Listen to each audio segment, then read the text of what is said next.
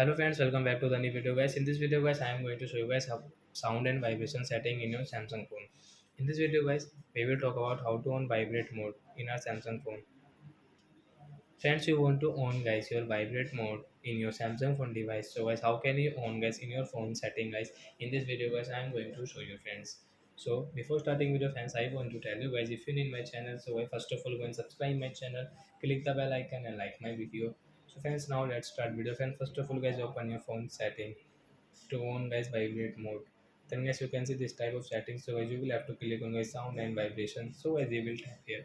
So as you can see guys your vibrate mode settings. So guys we will tap here to vibrate.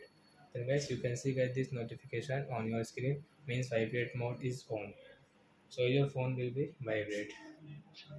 So I hope friends you have understood, and guys you want to off guys your vibrate mode. So guys you can click on the sound option, then guys this icon will remove from here means vibrate mode is off, then guys your phone will not vibrate.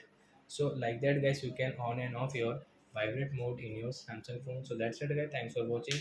So guys now we will meet a nice video guys with the topic. Before going guys, please go and like my video, subscribe my channel. Bye bye friends.